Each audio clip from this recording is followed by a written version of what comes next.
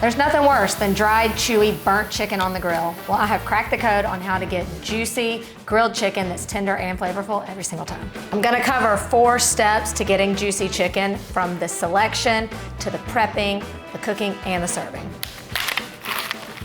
What I'm showing you how to grill is the boneless, skinless chicken breast because I think it's the most popular cut, the most crowd pleasing, and it's also very versatile. I also think it can be sometimes the most challenging.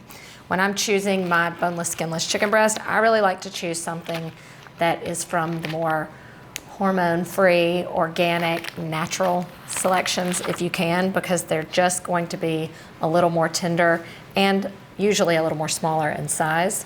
I also love choosing the organic chicken because it just has a more natural kind of pink color. To me, that signifies a little more freshness. Some of these that are just more commercialized just don't look quite as appealing. People are gonna get mad that I'm not rinsing my chicken.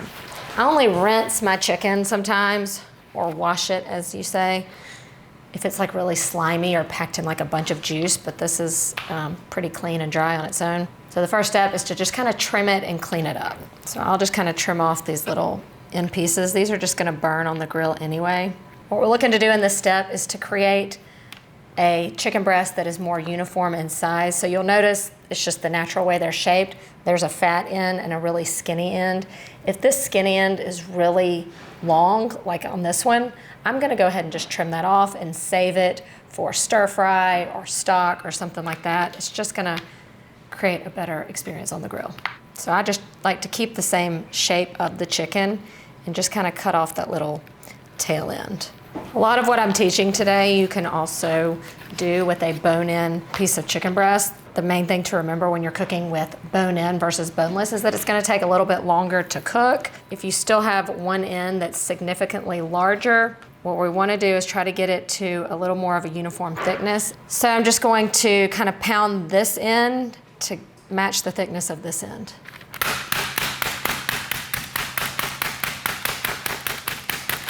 And now you see it's just a lot more uniform in thickness. So the purpose of that is to promote even cooking, and also it tenderizes it just a little bit more.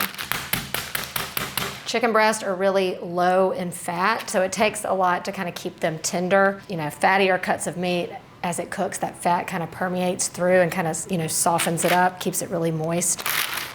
We have to kind of help that along. So even though it's large all the way through, it's even now. That's what we want.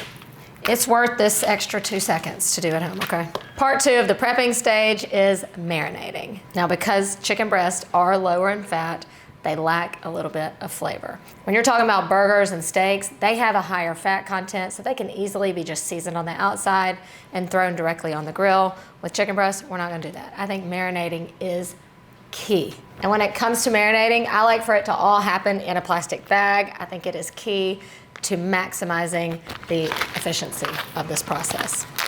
And that's because air can't get inside. Once we create this marinade in here, we're gonna squeeze out all the air, and it just allows for it to happen faster and more effectively.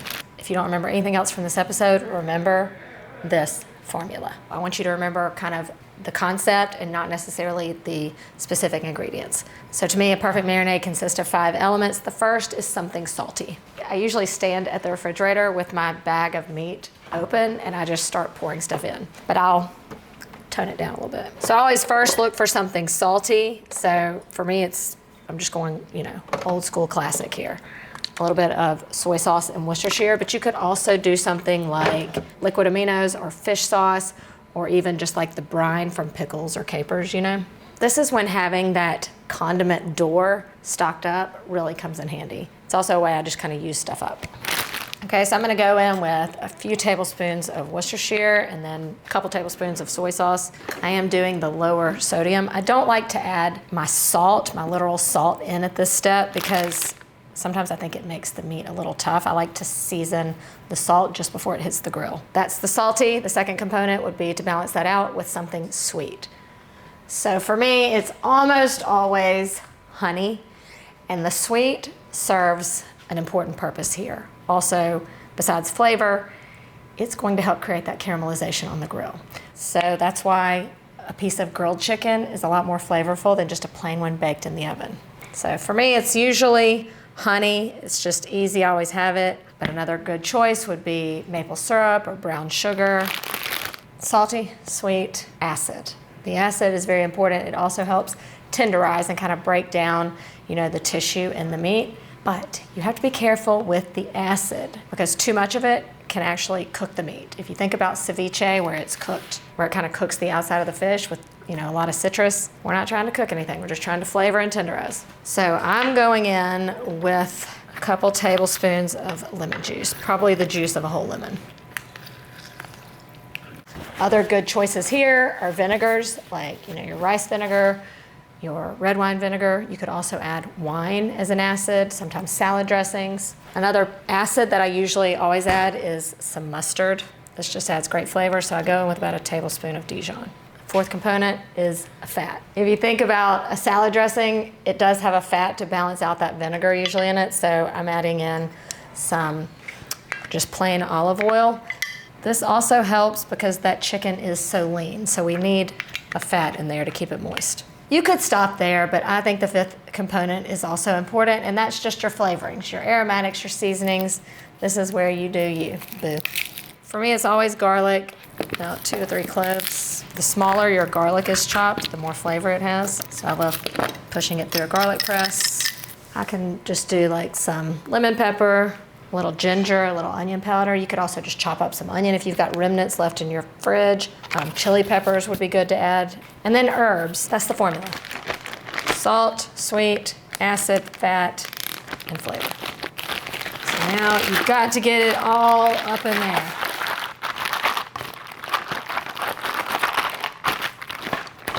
We haven't even dirtied a bowl yet, people.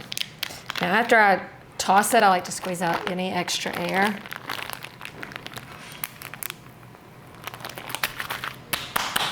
An important part of the marinating process is time. The longer you have, the better, okay? I love at least 4 hours. If you're gonna cook that night, prep it up in the morning.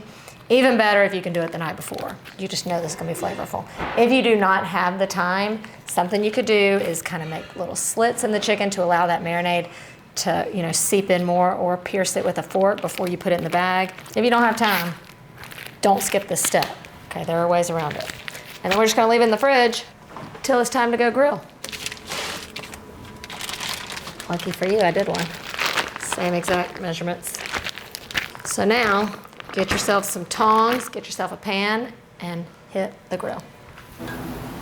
I'm going gas grill because it's just the easiest. It's really easy to control. It doesn't take as long because you don't have to set up the coals. But there's one main point when it comes to the actual grilling, and that is, for me, start high and fast and finish lower and slower. So that's what I do. I get my grill fired up. If you are doing this on a charcoal grill, you'll want to set up a direct heat section and an indirect heat section. So you'll want to push all your coals to one side, get one side really hot, and then you can move it to an indirect side.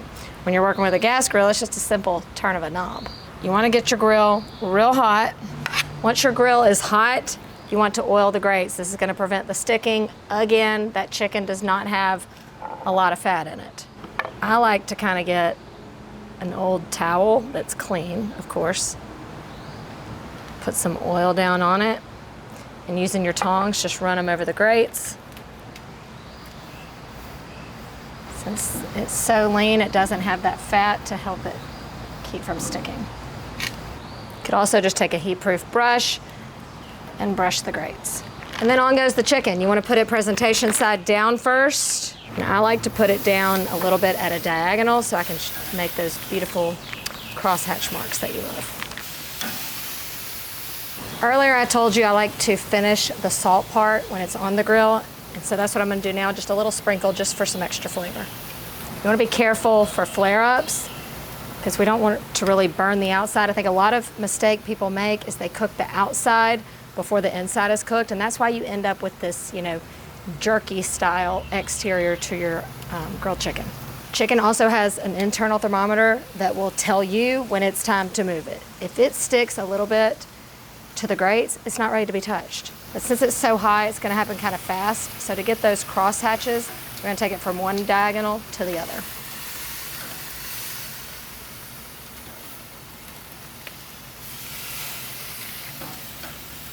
At this point, I'm gonna crank the heat down a little bit. Look at that.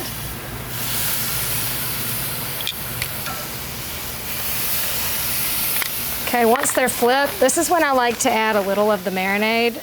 It'll have time to finish cooking. This is just extra flavor. Okay, now you want to move it off the direct heat. Now I like to close it and just maintain your grill temperature to about like medium. So what would be like the equivalent of like 325 to 350 in the oven. This will climb up pretty fast after you close it. The main thing here is you don't want to overcook it. So if you need a little extra insurance, let's take our thermometer. Close. We want to get to like 162 to 165. Just maintain the temperature and let it cook without burning on the outside. For funsies, I'm throwing on a piece of chicken that's breaking all the rules. An unpounded, huge piece of chicken, salt and pepper, no marinade, high heat. The final rule, and this is just as important as the actual cooking process, is when they're done, you have to let them rest. You've worked so hard to keep those juices in, let them live. Gorgeous. I'm gonna kind of tint it to keep it warm. We're gonna let it rest, and I'm gonna show you the fourth and final step on how to serve it up. While this chicken is gonna be juicy enough to eat without a sauce, I'm gifting to you the perfect sauce for grilled chicken or anything off the grill for that matter. And guess what? You don't have to cook it. I give to you my Italian salsa verde. This is like the Italian version of a chimichurri sauce, and it's so easy. You just mix it all together, okay? You don't have to use a food processor, but we're saving time. And I'm also going in with a couple green onions, a couple tablespoons of capers, a couple cloves of garlic, a little squeeze of anchovy paste, or a couple fillets of anchovy. And you want to pulse this up until it's really fine, or you can just chop it up really finely. That's what you want, just super finely chopped. And now we transfer it to a bowl. Okay, so then you just stir in the remaining ingredients, crushed red pepper, and then this has a really nice bright lemon flavor, so you want to use a couple teaspoons of zest and a couple tablespoons of juice. A little splash of red wine vinegar, and that's it. You just stir in the olive oil. Oh man, that's so good. It's just so fresh and bright, okay? The moment you've all been waiting for. Time to serve up the perfect juicy chicken. Here's what it looks like after it's taken its little nap. It's not swimming in a puddle of juice, but it has, you know, rested a little bit, so we know that the juice is still inside the chicken. That's a good thing. You can tell how moist it is, and you saw how easy it was to cut, so we know it's tender. How does it taste? It's so good. It's so tender. It's flavorful. It's the perfect piece of grilled chicken. And here's how you can create the perfect bite with the perfect piece of grilled chicken. I just want to show you what happens when you break the rules. This is the chicken that broke all the rules. This was not made even to start with. It was cooked at the higher temperature until it was fully cooked through. No juice. Follow my 4 steps to grilled chicken, and I promise it'll be perfectly juicy every single time. I think that's why people say they don't like chicken breast, because they don't know how to cook a chicken breast. Exactly what I said. Okay, so y'all need to get together and watch this lady's TV. Take the lesson, right? Take a lesson.